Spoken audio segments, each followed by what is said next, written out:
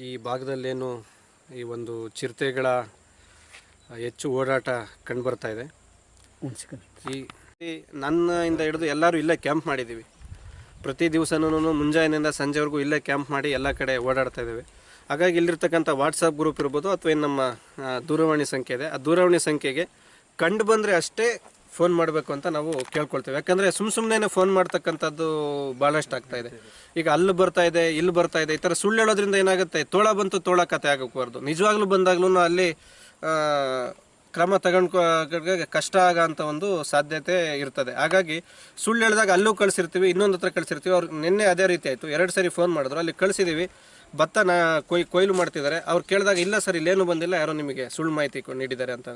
ಇರ್ತಕ್ಕಂಥದ್ದೇ ಕನಿಷ್ಠ ಸಿಬ್ಬಂದಿ, ಅದನ್ನ ಇಟ್ಕೊಂಡು ಇಷ್ಟೆಲ್ಲ ನಾವು ಮಾಡ್ತಿರೋದ್ರಿಂದ ಸಾರ್ವಜನಿಕರ ಸಹಭಾಗಿತ್ವ ಮತ್ತು ಸಹಕಾರ ಇದಕ್ಕೆ ಬೇಕೇ ಬೇಕು. ಸ್ವಾಮೀಜಿಯವರಿಗೆ ಹೋಗಿ ಎಲ್ಲ ಒಂದು ಸಭೆ ಮಾಡಿದ್ದೀವಿ. ಮೇಲ್ಗಡೆ ಏನು ಎಲ್ಲರೂ ಹೊರಗಡೆನೇ ಮಲಗ್ತಾ ಇದ್ರು, ಅದನ್ನು ಹೊರಗಡೆ ಮಲಗಬಾರ್ದು, ಎಲ್ಲರೂ ಒಳಗಡೆನೇ ಇರಬೇಕು. ಇದೆಲ್ಲ ಆಗ್ತದೋ ಅಥವಾ ಈ ಥರ ಮೊನ್ನೆ ಒಂದು ಅಹಿತಕರವಾದ ಒಂದು ಘಟನೆ ನಡೆದಿದೆ.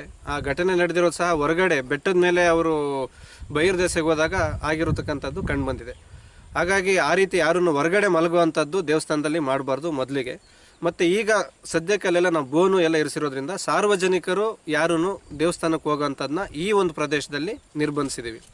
ಇನ್ನು ಬೇರೆ ದೇವಸ್ಥಾನಗಳಲ್ಲಿ ಹೋಗೋವಂಥವ್ರ ಕಡೆಯೂ ಅಷ್ಟೇ 8 ಗಂಟೆಯಿಂದ ಹೋಗಿ ಸಂಜೆ 5 ಆ ದೇವಸ್ಥಾನಗಳೆಲ್ಲ ದರ್ಶನ ಪಡೆದು ವಾಪಸ್ ಬರಬೇಕು. ಹಂಗೆ ದೇವಸ್ಥಾನಕ್ಕೆ ಹೋದವರು ದೇವಸ್ಥಾನಕ್ಕೆ ಹೋಗೋದ್ರ ಜೊತೆಗೆ ಬೇರೆ ಎಲ್ಲೋ ಕುತ್ಕೊಳ್ಳೋಂಥದ್ದು ಅಥವಾ ಸುತ್ತಕ್ಕೆ ಹೋಗೋವಂಥದ್ದು, ಬೆಟ್ಟಗುಡ್ಡಲ್ಲಿ ಒಬ್ಬೊಬ್ಬರೇ ಹೋಗೋವಂಥದ್ದು ಮಾಡೋಕ್ಕೆ ಹೋಗ್ಬಾರ್ದು. ಯಾಕಂದರೆ ಎಲ್ಲಿ ಯಾವ ಪ್ರದೇಶದಲ್ಲಿ ಈ ಪ್ರಾಣಿಗಳಿದೆ ಅಂತೇಳಿ ಅವ್ರಿಗೂ ಗೊತ್ತಾಗೋದಿಲ್ಲ. ಹಾಗಾಗಿ ಇದ್ರ ಬಗ್ಗೆ ಅವರು ಒಂದು ಮುನ್ನೆಚ್ಚರಿಕೆ ಕ್ರಮ ತಗೋಬೇಕಂತೇಳಿ ಕೇಳ್ಕೊತೀನಿ. ಅವತ್ತು ಏನು ಕೃಷಿ ಚಟುವಟಿಕೆಗಳಿಗೆ ರೈತರು, ನಮ್ಮ ರೈತಾಪಿ ವರ್ಗದವರು ಹೋಗ್ತಾರೆ, ಎಲ್ಲರೂ ಅವರ ಒಂದು ಸುರಕ್ಷತೆ ದೃಷ್ಟಿಯಿಂದ ಯಾವುದಾದ್ರೂ ಒಂದು ಹರಿತವಾದ ಆಯುಧಗಳು ಮತ್ತು ಪಂಜನ್ನು ಹಿಡಿದುಕೊಂಡು ಹೋಗಬೇಕು. ಮತ್ತು ಗುಂಪಲ್ಲೇ ಹೋಗಬೇಕು, ಒಬ್ಬರು ಇಬ್ಬರು ಹೋಗೋದಲ್ಲ, ಗುಂಪಲ್ಲಿ ಹೋಗಬೇಕು, ಗುಂಪಲ್ಲಿ ಬರಬೇಕು. ಇಂಥದ್ದು ಮಾಡೋದ್ರಿಂದ ಅವರ ಒಂದು ಸುರಕ್ಷತೆಯನ್ನು ಕೈಗೊಳ್ಳಬೇಕಾಗಿ ನಾವು ರೈತರಲ್ಲಿ ವಿನಂತಿ ಮಾಡ್ಕೊತೇವೆ. ಈ ದುರ್ಗಾದೇವಿ ದೇವಸ್ಥಾನ, ಜಂಗ್ಲಿ, ಚಿಕ್ಕರಾಂಪುರ ಮತ್ತು ಅಂಜನಾದ್ರಿ ಈ ಎಲ್ಲ ಪ್ರದೇಶಗಳಲ್ಲಿ ಚಿರತೆಯ ಓಡಾಟ ಹೆಚ್ಚಾಗಿ ಕಂಡುಬರ್ತಾ ಇದೆ. ಹಾಗಾಗಿ ಇಂಥ ಒಂದು ಪ್ರದೇಶದಲ್ಲಿ ಚಿರತೆಗಳು ಓಡಾಟ ಹೆಚ್ಚಾದಾಗ ಸಾರ್ವಜನಿಕರು ತಮ್ಮ ಜಾನುವಾರುಗಳ ಬಗ್ಗೆ, ಅಂದರೆ ಕುರಿ, ಮೇಕೆ, ದನ ಕರುಗಳನ್ನ ಸಂಜೆ 5 ಗಂಟೆ ಆದಮೇಲೆ ಅದರ ದೊಡ್ಡಗಳಿರ್ಬೋದು ಅಥವಾ ಒಂದು ಸುರಕ್ಷಿತ ಪ್ರದೇಶದಲ್ಲಿ ಕಟ್ಕೊಳೋದ್ರ ಬಗ್ಗೆ ಆದ್ಯತೆಯನ್ನು ಕೊಡಬೇಕಂತೇಳಿ ನಮ್ಮ ಅರಣ್ಯ ಇಲಾಖೆ ವತಿಯಿಂದ ಅವರಲ್ಲಿ ವಿನಂತಿಸ್ಕೊಳ್ತಿದ್ದೇವೆ. ಅದೇ ರೀತಿ ಚಿಕ್ಕ ಮಕ್ಕಳು ಮತ್ತು ವಯಸ್ಸಾದವರು ಅವರೆಲ್ಲ ಬಹಿರ್ದೆಸೆಗೆ ಹೊರಗಡೆ ಹೋಗಬೇಕಾದ್ರೆ ಒಬ್ಬೊಬ್ಬರೇ ಹೋಗೋದನ್ನು ತಪ್ಪಿಸ್ಬೇಕು. ಅಥವಾ ಅವ್ರ ಜೊತೆ ಯಾರಾದರೂ ಸ್ವಲ್ಪ ಹುಡುಗರು ಅಥವಾ ಕರ್ಕೊಂಡು ಹೋಗೋವಂಥವ್ರು ಹೋಗಿ ಕರ್ಕೊಂಡೋಗಿ ಮತ್ತೆ ಸುರಕ್ಷಿತವಾಗಿ ಅವ್ರನ್ನ ಮನೆಗೆ ಕರ್ಕೊಂಡು ಬರಬೇಕು. ಸಂಜೆ 5 ಗಂಟೆಯಿಂದ ಬೆಳಿಗ್ಗೆ 7 ಗಂಟೆವರೆಗೂ ಹೆಚ್ಚು ಜಾಗರೂಕರಾಗಿ ಮನೆಗಳಲ್ಲೇ ಇರಬೇಕು. ಯಾವುದೇ ಕಾರಣಕ್ಕೂ ಹೊರಗಡೆ ಬರಬಾರ್ದು. ಮತ್ತು ಸುಮ್ಮನೆ ಸುತ್ತೋವಂಥದ್ದು ಮತ್ತು ಒಬ್ಬೊಬ್ಬರೇ ತಿರುಗಾಡ್ತಕ್ಕಂಥದ್ದು ಇದನ್ನೆಲ್ಲದೂ ಸ್ವಲ್ಪ ದಿನಗಳ ಮಟ್ಟಿಗೆ ನಿರ್ಬಂಧಿಸಿ ಅವ್ರ ಮನೆಯಲ್ಲೇ ಇರಬೇಕಂತೇಳಿ ಅವ್ರಿಗೆ ಅವರ ಸಾರ್ವಜನಿಕರ ಸಹಕಾರವನ್ನು ನಾನು ಅರಣ್ಯ ಇಲಾಖೆ ಮುಖಾಂತರ ಹಾಗೂ ಜಿಲ್ಲಾಡಳಿತದ ಮುಖಾಂತರ ಕೋರ್ತಾ ಇದ್ದೇನೆ. ಇನ್ನೂ ಹೆಚ್ಚಿಗೆ ನಾವು ಏನು ಈ ಮುಂಜಾಗ್ರತೆಗಳ ಕ್ರಮಗಳನ್ನ ನಾವಿಲ್ಲಿ ಕೈಗೊಂಡಿದ್ದೀವಿ ಈಗ ಅಂತಂದರೆ, ಬೋನ್ಗಳನ್ನ ಸುಮಾರು 7 ಬೋನ್ಗಳನ್ನ ತರಿಸಿದ್ದೀವಿ. 7 ಬೋನ್ಗಳನ್ನ ತರಿಸಿ ಎಲ್ಲಿ ಚಿರತೆ ಓಡಾಟ ಕಂಡು ಬರ್ತಾ ಇದೆ ಅಂಥ ಪ್ರದೇಶಗಳಲ್ಲೆಲ್ಲ ಈ ಬೋನ್ಗಳನ್ನ ಇಡಿಸಿ ಸೆರೆ ಹಿಡಿಯೋಕ್ಕೋಸ್ಕರ ಒಂದು ಕಾರ್ಯಾಚರಣೆಯನ್ನು ಮಾಡಿದ್ದೀವಿ. ಅದ್ರ ಜೊತೆಗೆ ಒಂದು 5 ಕ್ಯಾಮ್ರಾಗಳನ್ನ ತಗೊಂಬಂದು ಆ ಕ್ಯಾಮ್ರಾ ಟ್ರ್ಯಾಪ್ಸಲ್ಲಿ ಸಹ ಇದನ್ನು ಇಟ್ಟಿದ್ದೀವಿ. ಕ್ಯಾಮ್ರಾ ಟ್ರ್ಯಾಪಲ್ಲಿ 1-2 ಸರಿ ನಮಗೆ ಕಂಡು ಬಂದಿದೆ. ಈಗ ಆಲ್ರೆಡಿ 2 ದಿವಸ ಡ್ರೋನ್ ಕಾರ್ಯಾಚರಣೆ ಮಾಡಿದ್ದೀವಿ. ಡ್ರೋನ್ ಕಾರ್ಯಾಚರಣೆಯಲ್ಲೂ ಸಹ ಅದನ್ನು ಪತ್ತೆ ಮಾಡೋದಕ್ಕೆ ನಾವು ಪ್ರಯತ್ನ ಮಾಡ್ತಿದ್ದೀವಿ. ಆದರೆ ಇದೇನಾಗುತ್ತೆ, ಒಂದು ಬೆಟ್ಟ, ಕಲ್ಲು, ಗುಡ್ಡಗಳಿಂದ ಕೂಡಿರೋ ಪ್ರದೇಶ ಆಗಿರೋದ್ರಿಂದ ಒಂದು ಸ್ವಲ್ಪ ಏನಾದರೂ ಒಳಗಡೆ ಹೋಯ್ತು ಅಂದ್ರೂ ನಮಗೆ ಭಾಳ ಹೊತ್ತಿಗೆ ಅದು ಕಂಡು ಬರಲ್ಲ.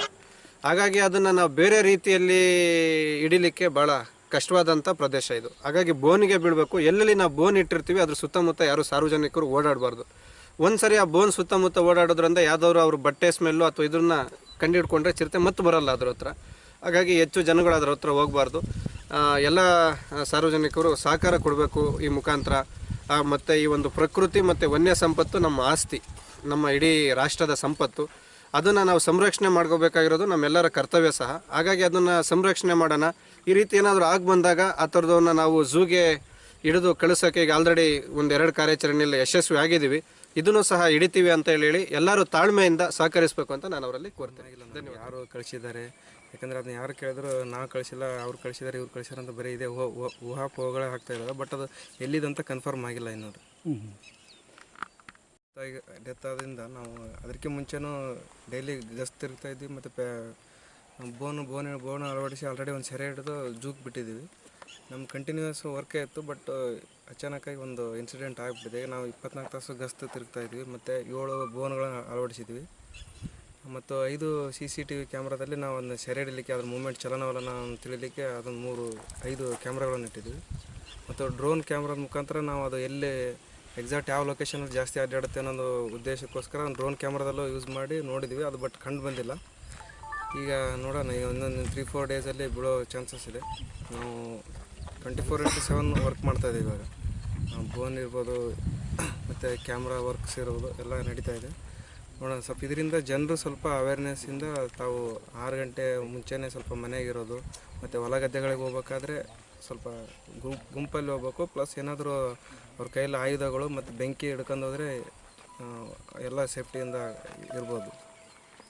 ಸರ್, ಈಗ ಎಲ್ಲಿ ಯಾವುದೇ ಇನ್ಸಿಡೆಂಟ್ ಆದಂಥ ಜಂಗ್ಲಿ ಮತ್ತು ಇಲ್ಲಿ ಆನೆಗುಂದಿ, ಸಾಣಾಪುರ ಮತ್ತು ಚಿಕ್ಕರಾಂಪುರ ಈ ಎಲ್ಲ ಭಾಗಗಳಿಗೆ ನಾವು ಡಂಗುರ ಹಾಕಿಸಿ ಮತ್ತು ಪಂಚಾಯತಿ ಅವ್ರಿಗೂ ಅವೇರ್ನೆಸ್ ಮೂಡಿಸಿದ್ದೀವಿ. ಮತ್ತು ಎಲ್ಲ ಮನೆಗೆ ಹೋಗಿ ಹೇಳಿ ಬಂದಿದ್ದೀವಿ. ಮತ್ತು ಈಗ ಆಲ್ಮೋಸ್ಟ್ ಎಲ್ಲ ಜನರಿಗೆ ಗೊತ್ತಾಗಿದೆ ಅದ್ರ ಬಗ್ಗೆ. ಈಗೇನಿದೆ, ಜನರು ಸ್ವಲ್ಪ ಸಹಕರಿಸಿ ಅವರು ನೈಟ್ ಹೊತ್ತು ಅಡ್ಡಾಡೋದನ್ನು ಕಡಿಮೆ ಮಾಡಿದರೆ ಆಟೋಮೆಟಿಕ್ ನಾವು ಸೆರೆ ಹಿಡಿತೀವಿ. ಯಾಕಂದರೆ ಮತ್ತೆ ಜನಸಂಖ್ಯೆ ಸ್ವಲ್ಪ ಜಾಸ್ತಿಯಾಗಿ ಮೂವ್ಮೆಂಟ್ ಆದ್ರಪ್ಪ ಅಂದ್ರೆ ಅದು ಚಿರತೆಗಳು ಮತ್ತೆ ಕಾಣದೇ ಇರ್ಬೋದು. ಈಗ 7 ಬೋನ್ ಇಟ್ಟಿದ್ವಲ್ಲ, ನೋಡೋಣ, ವೇಟ್ ಮಾಡ್ತಾಯಿದ್ದೀವಿ.